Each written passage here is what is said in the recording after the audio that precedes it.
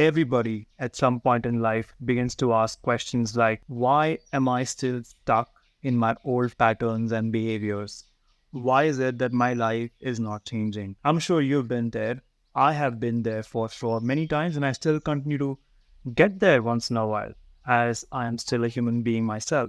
Until you make the unconscious conscious, it will continue to direct your life and you will keep calling it fate. These are words of Carl Jung. Until you make the unconscious conscious, it will continue to direct your life and you will keep calling it your behaviors, addictions, or the loop that you are stuck in. Having worked with hundreds of people across the globe over the last 3 years, I've come to see this time and again. Oftentimes, people tell me that I don't know, I've been healing myself, doing the things that I've been doing.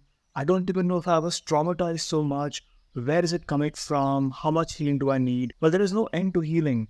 And when we sit and have conversations, what happens is stuff comes up that they have forgotten completely. Just because you don't remember something that has happened to you, does that mean it does not affect your life and still continue to direct your life unconsciously? Until you make the unconscious conscious, unconscious, something that you are unaware of, forgotten memories of trauma, forgotten incidents. It's so painful that you will consciously forget it. Your unconscious mind helps you forget it. But just because it is forgotten, it's not in your awareness, does not mean it does not continue to direct your life. I had a call with a client yesterday, and this was her second call with me. Unconsciously, her mechanism for hiding her pain is to laugh a lot in a conversation. Have you seen people who laugh a lot in the conversations? They cover up. Even if the conversation is a lot about pain and shame and guilt, there's a lot of laughter there. It doesn't fit in. So as I was listening to her, I kept a straight face and I brought my entire presence into the conversation, just kept listening to what she's saying, and I kept a straight face while she was laughing, while she was explaining something which is not very funny actually. Of course, there's funny aspects in the paradox that people are doing this to themselves. We all do that. We are the real problem ultimately, right? Like there's no one else causing problem. That's funny in a way, but it was not funny what she was describing. And at some point in the conversation, I interrupted her and I asked her a very direct, one-pointed question that hit her pain point. As soon as I asked her, the laughter stopped and she started feeling this discomfort. I could tell there's some shifting happening in the way she was sitting. And she asked me, Sunny, is it okay? I want to go out and smoke. Well, that's the problem she came to me for, right? Smoking addiction. And we never spoke about smoking all the time. We're talking about her relationship patterns, you see? And I said, you know what?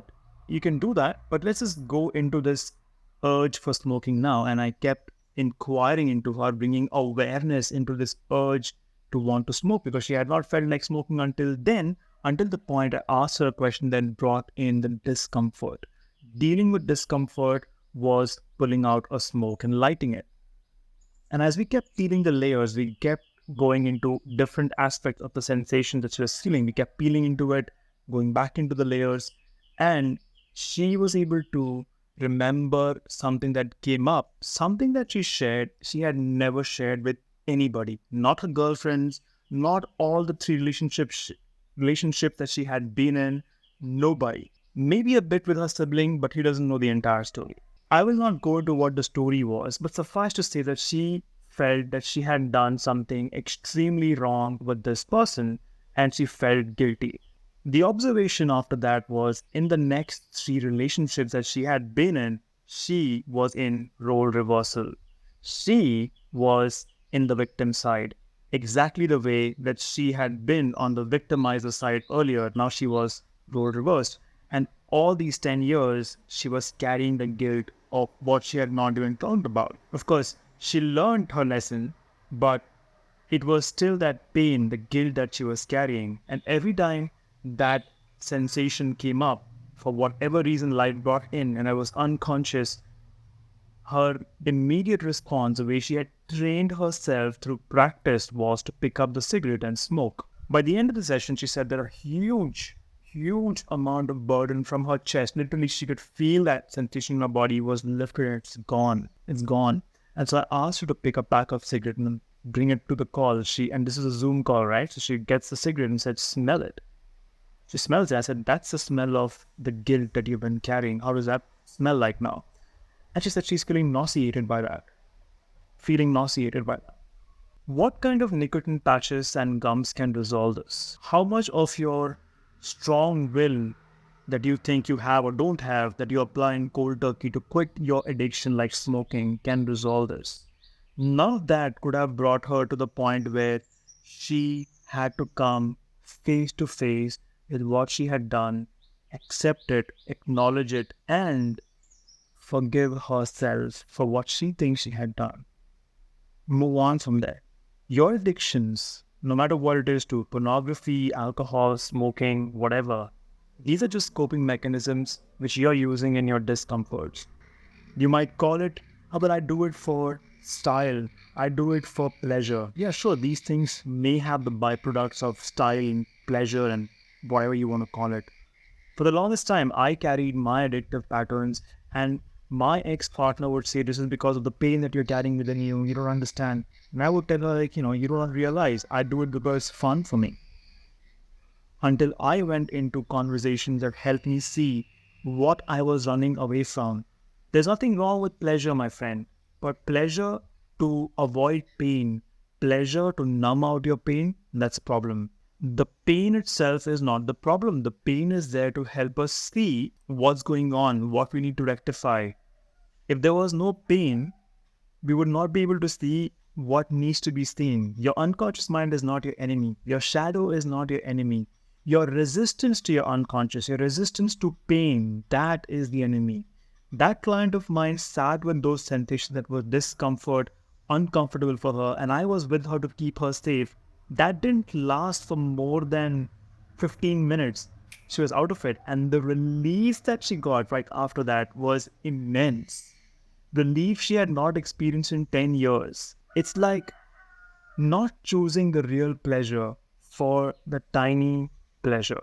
As C.K. Lewis once put it in one of his talk show, it is like you feel the pain, but you don't want to go into the depth of that pain. When it is coming up, you don't even know when it hits you. When it comes up, all you want to do is distract yourself with something, go jerk off or, pick up a cigarette, something that momentarily distracts you and you don't have to go through that pain.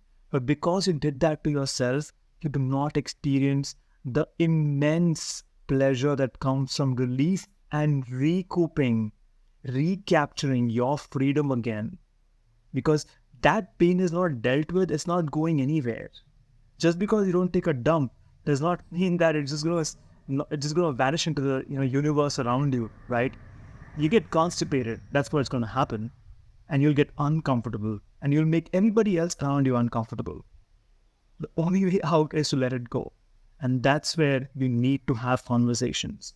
Find people, get into circles, talk to people. If you're a woman, go find women who you can open up your heart and share. If you're a man, go find men's circle.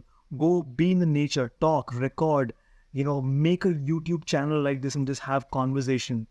Let things come out of you. Have a conversation with a therapist. That's what I'm here for, right? So, no amount of avoiding these things will heal it. And I have seen this time and again.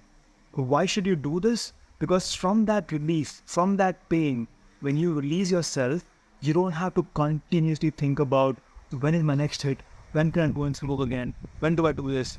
You are now thinking about bigger things in life because you're free, you're thinking about your dreams, what you want to create, what brings you joy. You're fully present in your conversations, relationships, in your careers, in your business, in your dreams, in your aspirations. You're not focused on that little thing like little pixels on the screen, or distracting yourself with the next reel, or looking to smoke or drink or gamble or whatever it is that you do. And that is the power of letting yourself free. If what I'm saying is making sense to you, please consider hitting the subscribe button, liking, commenting, and sharing this video with those who might need to hear this today. Thank you so much. Namaste.